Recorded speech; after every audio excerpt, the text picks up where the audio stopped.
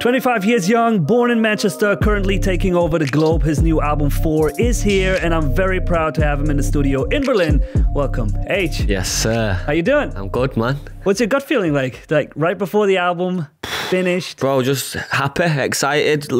Finally, the world get to hear it. I finished it what feels like 10 million years ago. So like at this point, I'm just like, yes, finally, let's go. You know what I'm saying? But yeah, man, I can't wait for everyone to hear it. How does that make you feel to have finished the album like a long time ago? How did it even come about? Aren't you like trying to stay close to album release date and work until the last second? You know what? Yeah. Sometimes you just gotta know when to just shut your mouth and just, you know what I mean, and just keep it stepping. Obviously, because I'm the type of person, I'm so indecisive. You know what I mean? If I was to keep working on it until the date, they would never end up being a drop date because it'll just keep getting pushed back. You know what I'm saying? I feel like you can kind of like hear that in the music. Like there's not, like in the best way possible, there's not like too much thought process behind it or too much maybe like vulnerability or personal things, you know what I mean? It's more just me trying to go back to the vibe of going in the studio, having fun, enjoying myself, and hopefully that shows in the music, you know what I mean? I think you can feel it in the album and the rollout that it's like right off your chest. It's also a very Manchester heavy album. Yeah. I mean, we know you're from Manchester, but it's never been as evident, I think, in the project, like from the artwork, the colors, the rollout, everything, even the track list, the way you presented the track list with ManUtd. How did it happen? Why did you decide to lean into your heritage and into Manchester this time around this heavy? You know what, bro? Again, just like naturally, it just came naturally. Obviously, 4. Yeah, that's like my area code. We're from M40 in it, so we just always used to throw 4s up. So that just came from that first and foremost. So yeah, man, and like I don't know, bro. Like I just been spending a lot of time in Manchester. Everything just made sense, you know what I mean? And again, like I feel like with this one, I just sort of like gone back to my roots, even when it came to like making the music. I wasn't sat in the studio once thinking like, right, we need to make a #1 hit, or we need to make this for this or this for this. I was just in there going, I need to spit some bars. Let's just go spit some bars in it. And obviously, that being said, when I came up, that's where I was in Manchester spitting bars, you know what I mean? Probably with a ManUtd t-shirt on. So when it comes to the rollout, that's, you know what I mean? That's what we're doing. Yeah. When you look around, like obviously it's times have changed. Manchester have changed the last few 7-8 years since you came out. What has changed about the sound? And when you look at Manchester hip hop right now, what's the state of the art right now? Where would you like put yourself there in that Manchester rap world? You know what, bro? Manchester has forever had amazing artists, not even just in the rap world, in every world, you know what I mean? And maybe this will change, but unfortunately, you know, less people kind of like make it out of there than maybe from somewhere like London or whatever, because well, don't know, no one knows the answer. You know what I mean? Maybe there's not as many resources in Manchester as there is elsewhere, you know what I mean? But that's changing though, and I don't know. There's a bit more of a laid back atmosphere in Manny, bro. Like everything's a bit more chilled, and I don't know. Sometimes that might be a bit of a curse more than a blessing, you know what I mean? Even though that's what everyone loves Manchester for.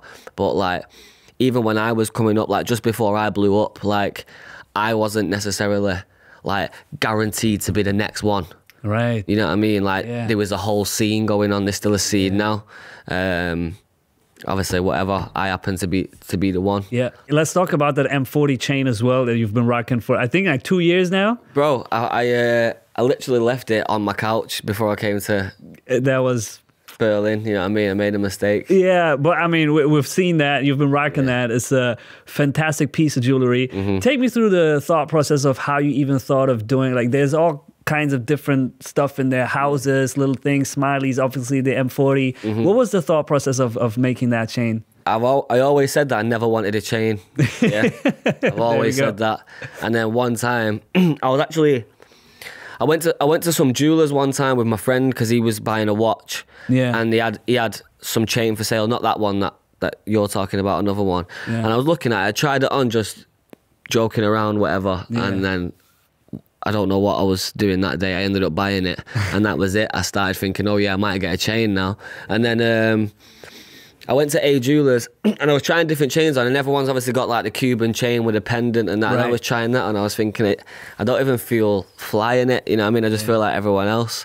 So then literally, I remember just going on Snapchat, taking like a blank picture, you know, like you can draw on Snapchat, and I just remember like trying to draw a little chain like that, and then that was it really, bro. Sent it to him, and then was going back and forth, and then that came out. But that was just, I don't know, it's just a little something different, you know what I mean? Like, yeah, nothing more to it really, bro. Just thought, yeah, do that. I got M40 on there, like you said, that's my postcode. I got a house on there for Close to Home, that's my other album.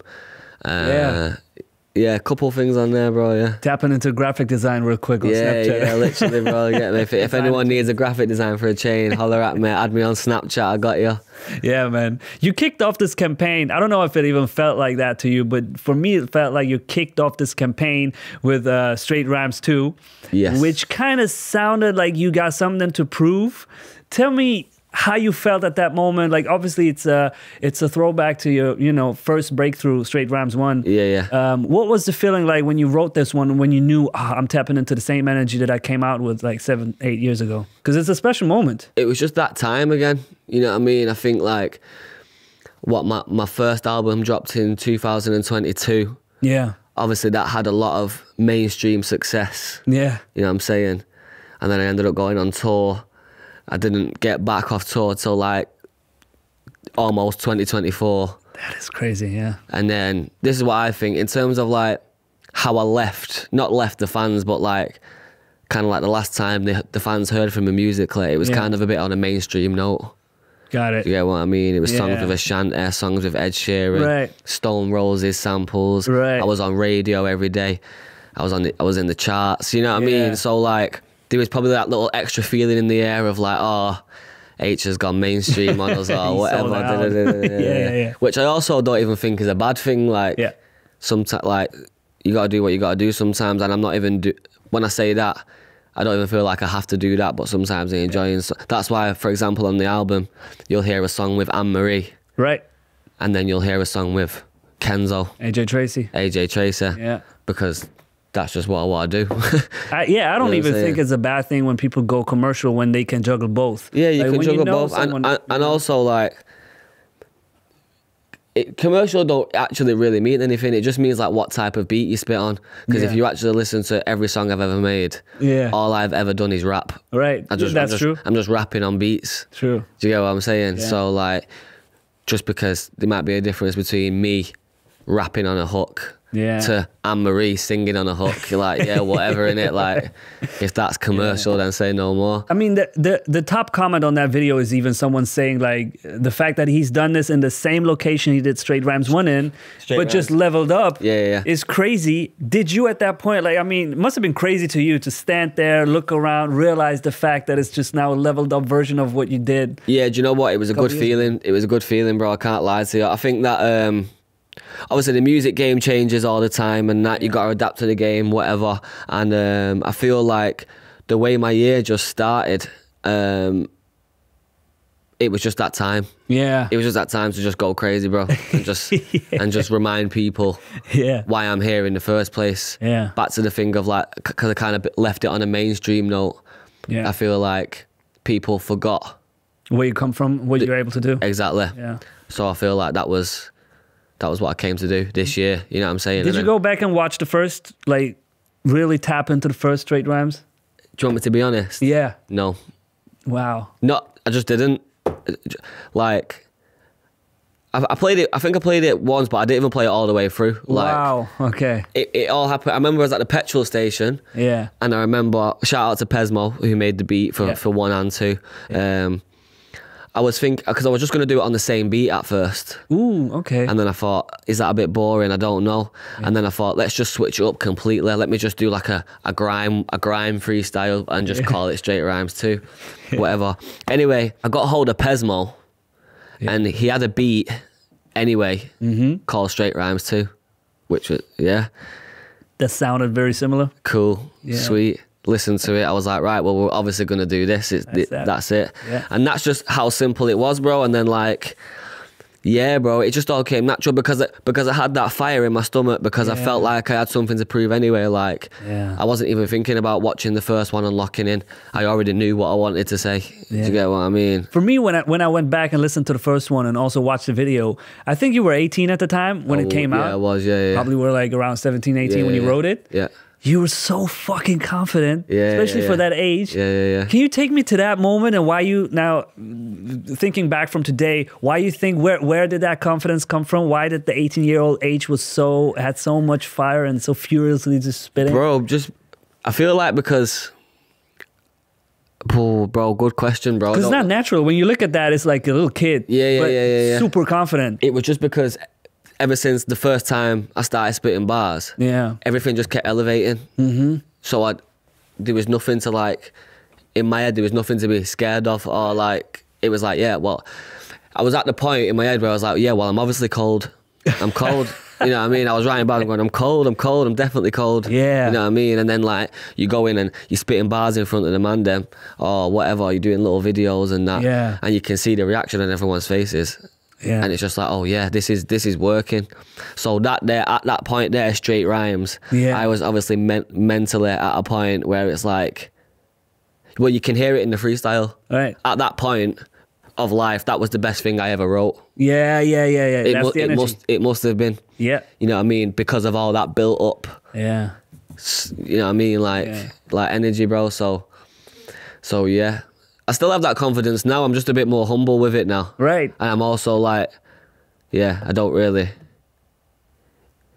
At that straight rhymes one, all I wanted was people's opinion.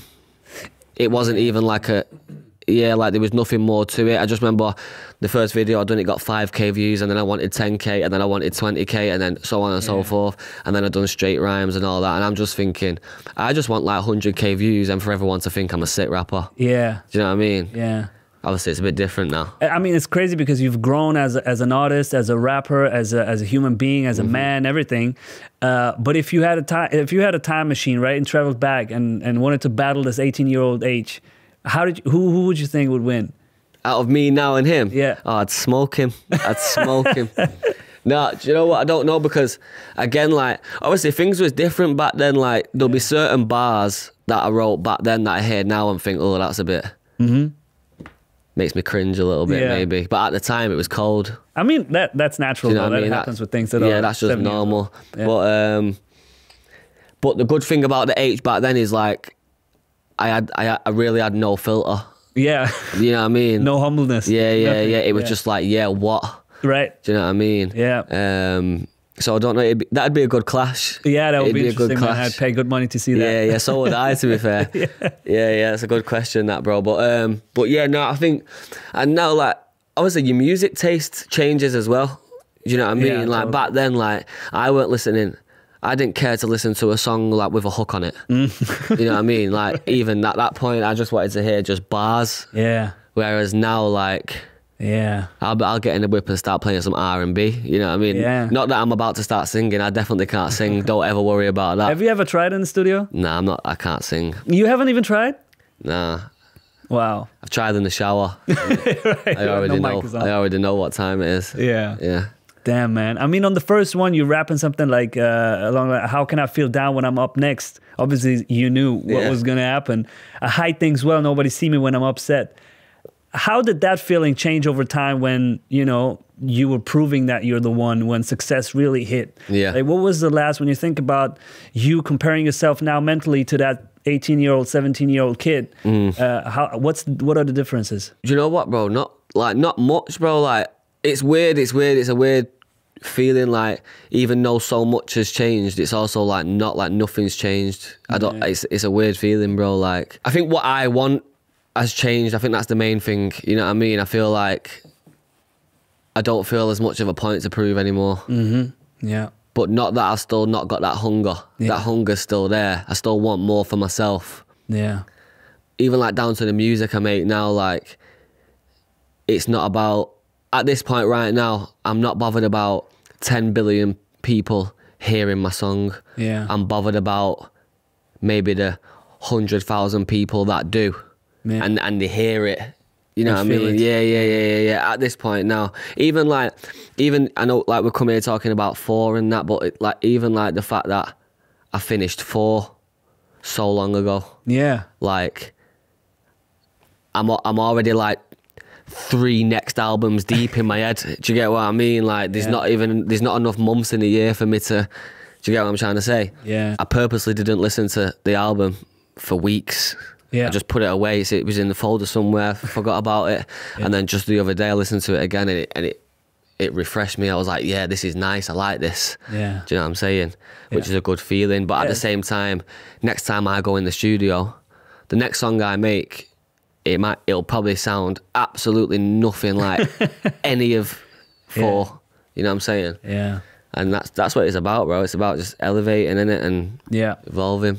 Totally. I mean, it's a testament to the music as well. When you don't listen to it for weeks and after like 2 months, pull it out, play it, you still like it. You know, you want things to be timeless in a way. Yeah, 100%. So, Some of the songs on 4 are like 2-3 years old, bro. Wow, on this album? Yeah. Damn. The Test with AJ, that's like 3 years old. No way. Yeah. It sounds fresh, man. Yeah, there's a couple old ones, bro. Yeah. It doesn't sound 2 or 3 years old, man. That's crazy. That's crazy. There's something on Straight Rhymes as well this time that made me think, because you were criticizing people, especially like Manchester rappers that were losing the accent, talking about gentrification.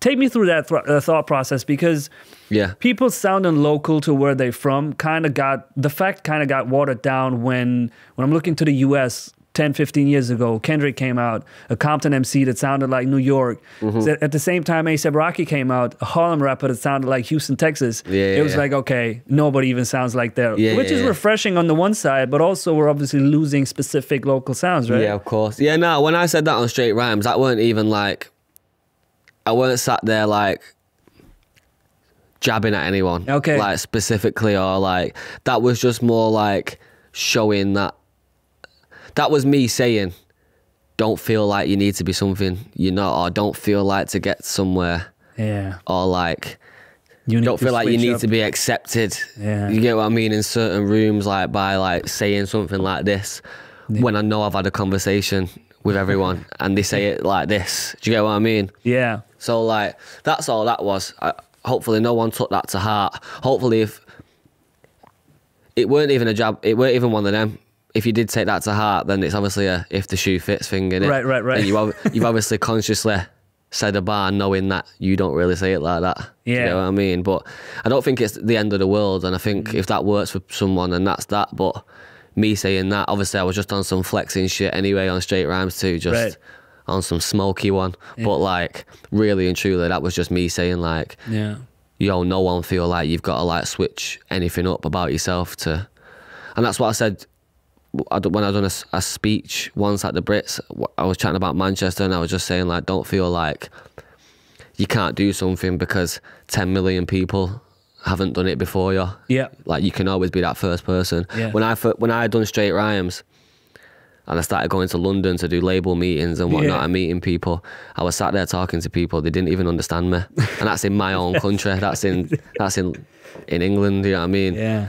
And like, even playing people new music, and they said to me, what did you say again? You know what I'm saying? Yeah. So like, yeah, don't worry about that, because I ended up doing all right and I haven't changed nothing.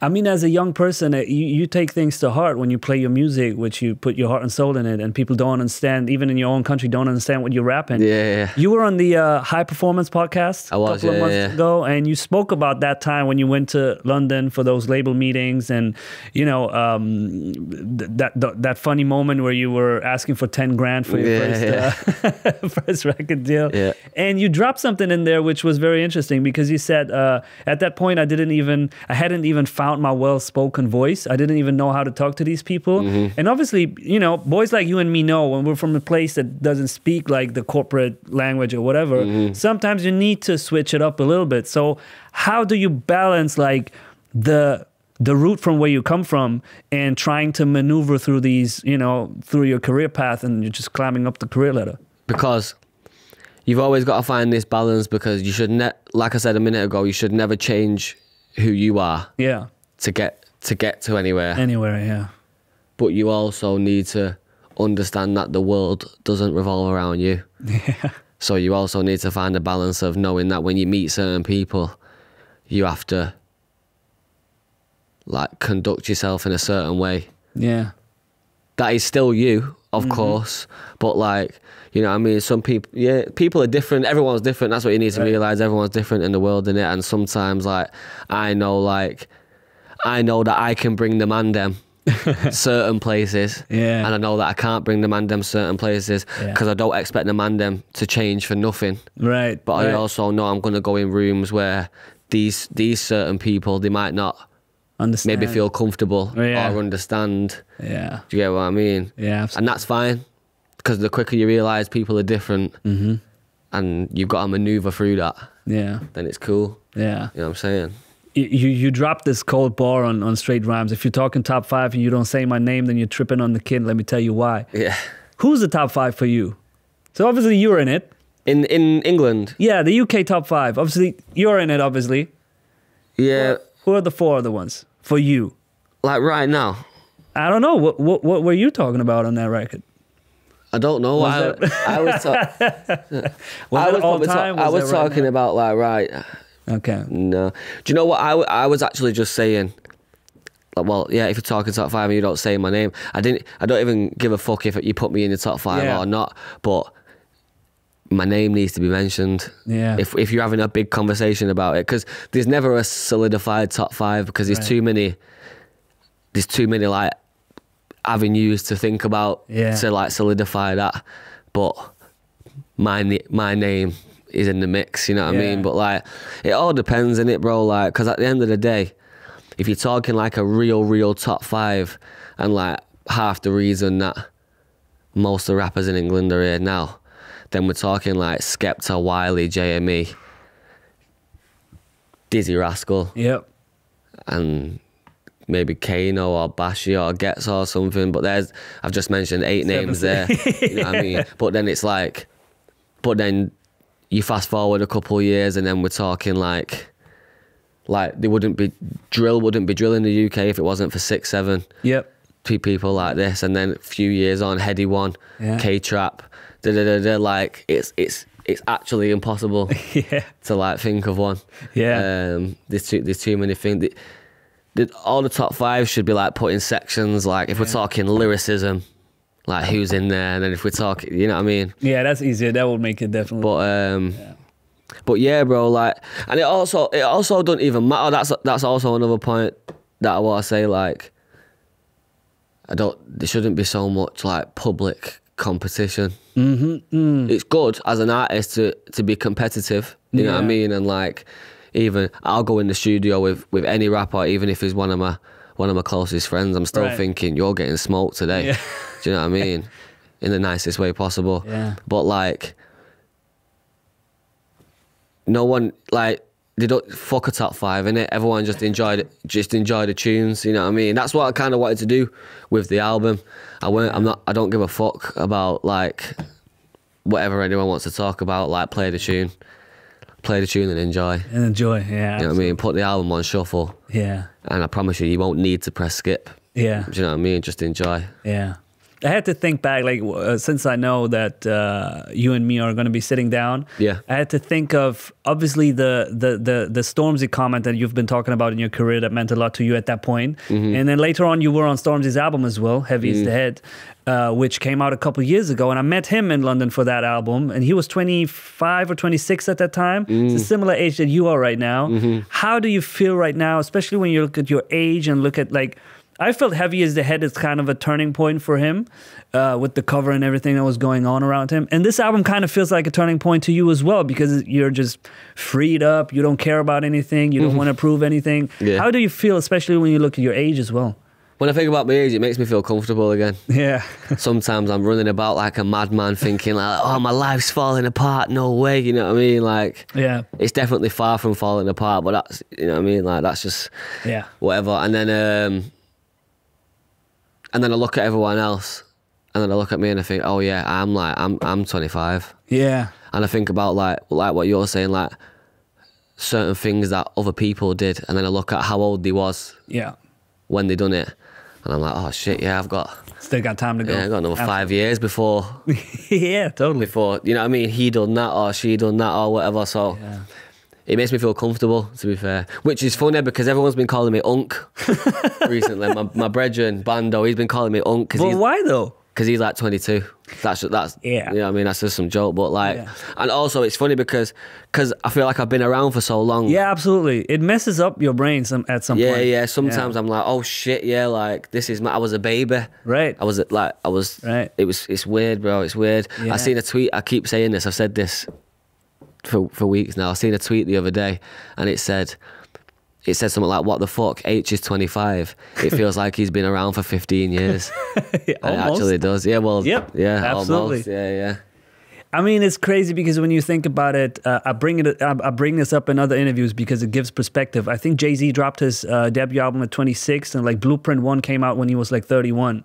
You know, and we feel like he was young when he dropped that because it's so long ago, and you still got 5 years to go to drop your Blueprint or whatever, you know, and that puts things in so much perspective. But and like you don't even realize like how little you know.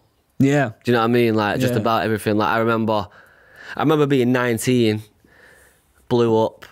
I got some money in the bank. Yeah, it's all happening. I remember thinking, oh yeah, this is what it is. That I'm an adult. This is my adult life. Right. And now looking back, I'm like, oh no, you didn't know shit. Yeah. And probably when I'm in 5 years' time, I'm going to look at me talking here now. I might watch this interview in 5 years' time and go, look at you thinking like you knew everything. Yeah. You know it's always the same. Yeah. Man, obviously you're in Germany now here. Very proud to have you here in our Berlin studio. You've become a fan of Germany, it seems, man. Even you rocking your peso hoodie. Yeah, but I didn't even do German this on purpose either. Yes, sir. To God. But yeah, big up Justin. Represent Germany. Yeah, man, big up Justin. Yeah. You got two big joints with Luciano. Yeah, man. Let's talk a little bit about the first one, Bomba. It just hit 100 million views on YouTube. Did it? Yeah, man. Sick. I just checked this morning, which is a crazy number for German relations. For UK numbers, it's just crazy. Crazy number for a music video nowadays. Anyway, you know what I mean? Yeah. Big up Luciano. How did that come about? Because it's a crazy combination. Obviously, Bia from the US, you're from UK, Luciano representing Germany. All of that on paper sounds a little chaotic. Yeah. But the song is just a banger. That's just Luciano's brain. Okay. You know what I mean? Like, I remember, if I'm correct, when I got sent the song, Bia wasn't on it. Okay. It was just Luciano. Okay. Am I going mad? I don't think I found out Bia was on it until I got to the video shoot. Ooh, really? Yeah. Were you happy when you found out? Yeah, because Bia didn't shoot it with us. I think she shot her part somewhere else. I think. Looks like it. But so as far as I know, if I remember correctly, I done the song and I flew over to here. We shot it here. Yep. Yeah. Flew over here, and then I got to the video shoot. I was chatting to Luciano. It was the first time we met. It was all cool, and then he played the song, and he was like, "I got beer on it as well." I was like, "Oh yeah, sick. Say no more." Yeah, you know what I mean? Like, yeah, whatever, cool. Yeah, and then it was clearly an amazing. Sorry, I've got bad hay fever, by the way. I've been itching my eyeballs out all day. Bad time of the year. Yeah, but yeah, like. Crazy link up, and like you said, that sounds like chaos on paper. Like never did I think I would think to put that together. He obviously did, and it's a crazy tune, bro. The beat is crazy. Everything about that song is absolutely insane. It's just perfect, bro. Yeah. It's just absolutely perfect. And the video also looks like fun. Like you had some fun splashing around the champagne around these Lamborghinis. That's what. That's obviously why I kept coming back to Germany, bro. That's dope. Do you know what I mean? We've done the Bamba song. Yeah. I fucked with Luciano anyway. Like I thought, he's a cool guy. Yeah. And then I kept coming back. The song was going crazy anyway. Right. I've always had a pretty good German fan base anyway. Yeah. But then obviously after Bamba, you know what I'm saying? Skyrocketed. Yeah. So I just kept coming back. Ended up chilling with Luciano a bit more. We done the other song. We done Baddies together. Baddies. Yeah.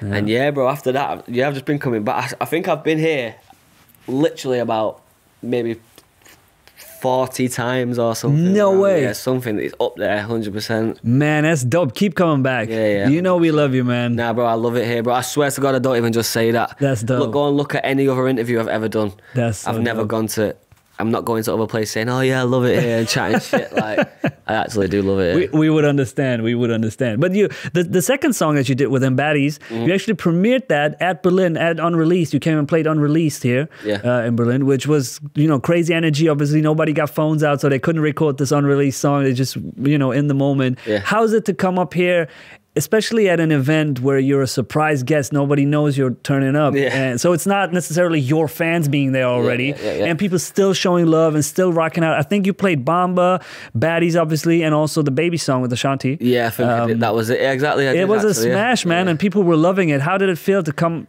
in a foreign city, in a foreign country? That's what I mean, bro. That's why I love it here, bro. It's just mad love over here, bro. Like, bro, they don't give it. Even like, obviously, a lot of people speak English over here anyway. Yes. That's obviously, yeah, but like, everyone's just so cool over here, bro. Like, they don't give a fuck what I'm saying. I'm just on stage and it's just vibes, you know what I mean? Yeah. Like, even if they don't understand, like, it was vibes, and like, that's what's sick about over here, bro. Yeah. Like, yeah, man, it's just certified. Not once was I worried about going on that stage. I wasn't sat there thinking like, oh no, they might not know who I am, or they just thought, yeah, we're in Germany right now, it's fucking lit, like, yeah, let's go. You know what I'm saying? So that's what feeling it gives me when I'm over here. That's dope, man. Also, the link up kind of proves that it's not have to be these like big money moves. I'm buying this US feature, etc. I think in a GQ interview from a couple years ago, you said I wouldn't ever pay for a feature that doesn't even want to be on the song, won't even post the song, whatever, it doesn't feel organic. Yeah.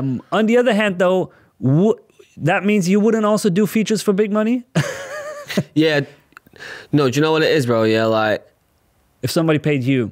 I understand that people have got a price. Yeah. Obviously, people have definitely got a price. Yeah. But I wouldn't like...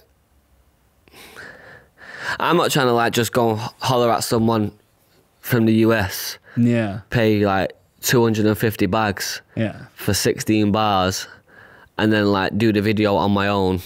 Without him. Yeah. And then like I post a song and like... no reaction whatsoever. It's just nothing.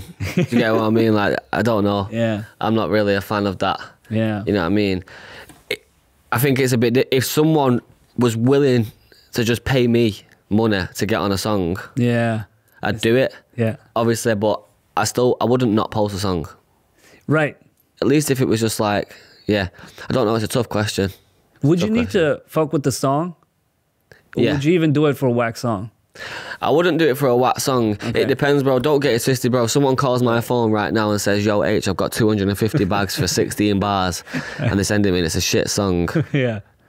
I'll probably give them 16 bars. Okay. Because I'm not stupid. Right. You know what I mean? Right. But I would still rather... I'd rather go meet a person and go try and make 5 songs in the studio and catch a vibe. Right. And not charge them anything and then release a song. Yeah. That I would prefer that, How was the communication with Ashanti? Because I imagine you just had fun with the sample and flipped it around and then reached out to her. Well, how did that... Because she's also a primary artist. She's like listed as an artist on the song, so it's a pretty big... Yeah, she... at first, obviously it was just a sample. Yeah. It was just like whatever. And then... when we like tried to clear it, obviously she heard it and she loved it. That's dope. You know what I mean? She just hit us up and was like, yeah, sick, we want to be a part of it, whatever, whatnot. So that kind of like changed things, and then we linked up. We performed it in Manchester. Performed it a couple of times. We performed it like 3-4 times together. Oh, that's cool, man. And now it's just love. Like that's It's all blessing every time they come to the UK. They hit me up and all that. That's cool. And bro. So I don't want to say we got lucky because obviously it's a sick tune, but like, thankfully, when we tried to clear it, she actually heard it. Yeah. You know what I mean? And she got it. She understood it. She was like, yeah, this is sick. And then like, I think it was her first like UK top 10 or 5 in forever. Yeah. Yeah, for years and years. Yeah. So it was sick for the both of them. I mean, Ashanti's obviously a legacy artist, man. We all grew up on her music. Yeah. She's an R&B legend. But it's great that such an artist even recognizes that this might be another big moment for her in the UK, and then just doesn't really just ignore it, but, hops on it and is like, I'm cool with it. I want to perform this. So this is... She gets mad love in the UK. She's always on tour over there, bro. Yeah. Always. That's dope. I literally just... It was like a couple months ago. I just seen her a couple months ago in Manchester performing with her. That's cool, man. Yeah, it was sick, bro. There's this story of you not putting out this little baby verse that came in like months after your song was already out and popping, and he sent this verse through. And in some of those interviews, I heard that you were like, when you talk about this, you kind of get angry because it's a dope little baby verse. It's sick. And we're never going to hear it? I've not heard it since. There's a so basically, I don't know what it is, but there's a file. Yeah. And we've sent it.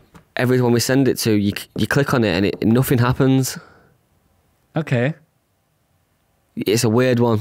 It's a weird one. Anyway, basically, long story short, I had a song called Taste. Yes. That was like my first big song like that. It went platinum and all that. Yeah. Cool. And we was doing remixes for it, so I done a Netherlands remix. I done loads of remixes for it. Yeah. Basically, what my point is that, sorry, I'm waffling shit now. Basically, the song came in at like number 10, and we done so many remixes, and we was pushing it and put like for like while it was out, like it was a sick campaign. Yeah. And it climbed and climbed and climbed, and I think it went to number 2. Okay. Right. So we got it to number 2. Yeah. Cool. Then it got to a point where, I think it was around the same time when the Ed Sheeran remix was out. Exactly. That had that went number 1 on the remix. See, you know more than me. Yeah. So basically, I got on a remix for an Ed Sheeran song, and that went number 1. So I stopped myself from getting a number 1, but it was all right because I was like number 1 and 2 on the charts. Yeah. Cool. Now, at that point, I'm like ready for new shit, like we were saying before. You know, like I just want to keep going. Keep going. Yeah, absolutely. So I'm ready to like get out the next song and start pushing the next song. Yeah. And then we get this little baby verse. And it's like, oh shit. Yeah. Do you know what I mean? And then obviously, like the question you asked me before, I'm just looking at it like, well, the label are going to pay me all this money for this to push the song that's already number 2. It's kind of done what we need to do. Yeah. And he's probably never going to post a song, and it'll just get forgotten about forever. Fuck it. Like, let's just go do the next song, whatever. And that's what happened. Yeah, and it was a sick verse. It was like, there was no auto, it weren't no auto tune. He was like rapping on the verse. Wow. First of all, I'm the biggest dripper ever. Secondly, you can never ever reach my level. That's the only thing I remember. Wow. It was going in. But yeah, so that was that anyway. So yeah, that's what happened, bro. Simple as that, bro. Like, do you ever play around with, like, you know, putting it out somewhere somehow on some like lost tapes kind of? Well, I don't know. We thought about it. That's how the conversation even came about again. Like, I literally forgot about it. I think the file was on someone's laptop who like worked at that label at the time. Ah, okay. Wow. And then we just ended up speaking about it, and then like, damn, it's somewhere. The thing, it is somewhere, but like I can't get it. Yeah. But damn. But it's like literally lost tapes. Literally, bro. Like literally lost. It might come back around one day. You never know. Yeah. It's like breaking the US still on top of your mind. I feel like today that we're sitting here, especially with the album going on and the way you talk about the album and yourself right now, it's not as big of a topic that it might have been a couple of years ago.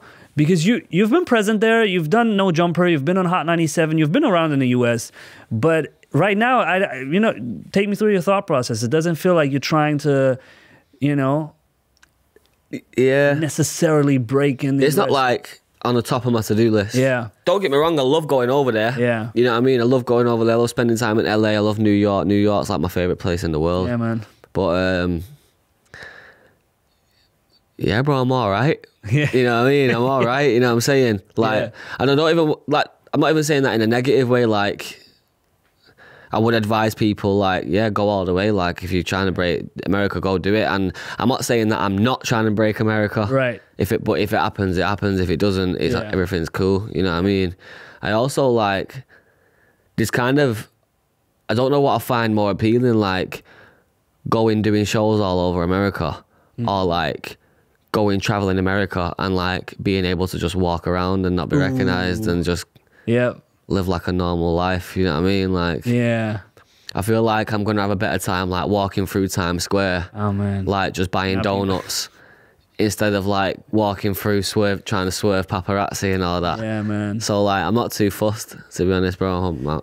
Man, that's a good point you make. I've been talking to especially producers in Germany who've done like high level productions for US artists as well, and some of them, they like this, you know, the chase of going and trying to place beats on everybody's albums in the US, and some of them, like some of the biggest ones, Mixo and McCloud, they said something interesting to me. They were like, hey, we're Germans. We're trying to impact German culture. We want to build something here because this is what our heart is beating for, and not place some beat on Drake's album. You know what I mean? Bro, at the end of the day, for me personally, and for British people, I suppose, see, British people are so lucky that so many people speak English. That's true. Do you know what I mean? We don't really need to go anywhere. If we're talking from a music perspective, right? Like, just... You can make a song that appeals to the whole of Australia, the whole of America, the whole of England, not to mention all the European countries that speak English. Do you know what I mean? Right. Like, so yeah, one half of my brain, like, I want to be the biggest rapper in the world. Right. And then the other half is just like... Is that something you really want? Like, I mean, do you I don't know about the biggest rapper in the world. Like, maybe like just a solidified rapper. Even like Germany right now, like, don't get me wrong, like I do get recognised a lot here, but I just feel so much more comfortable. I'll walk out of this building right now and just go walk. Last night I walked out of the hotel for no reason and just started walking around the street. You know what I mean? And just I mean, Harry Styles has been living in Berlin for a couple of months, as far as I know. There's been TikToks coming up when he's like chilling in some cafes, etc. So there you go. You can chill around. Yeah, I'm not trying to like hop out the car in LA and start getting popped. Like, I'm not trying to do that. Yeah, got it. Man, thanks for being here. One more last thing. Honestly, man, what a terrible season for Man United that was. I'm sorry to bring that up. Let's end this on a positive note, though. What is one thing you think they should do in this summer to have a better next season? Bro, you know what, bro? Honestly, it's only a couple. We just need a couple adjustments made. You know what I mean? Like, Bruno needs to stay. Yeah. I can't speak too much on this because I bump into these people sometimes and I don't want to upset anyone. Right. So what I will say is this: basically, they need to fucking sort the shit out. Basically, that's what I will say. Yeah. But it'll all be good, you know what I mean? Shit happens sometimes. We'll come back. It does. You know what I mean? We didn't. Yeah. It's heartbreaking. Yeah, as a Mancunian Manchester United fan, it's heartbreaking. But I'm still here for the club. Yeah, and, absolutely. And they're very kind enough to let me do the album rollout there. Yeah, man, that was dope. You know what I mean? That was really dope. But yeah, no, I've got my fingers crossed for United next season. Obviously, I don't expect us to win the league, but it'll be a lot better than 16. Yeah, a little bit closer. Yeah. Aitch, thank you so much for being here. Thank you, bro. It was a pleasure to have you here in Berlin. Thank you so much. Thank you. Have fun with the album, man. Always.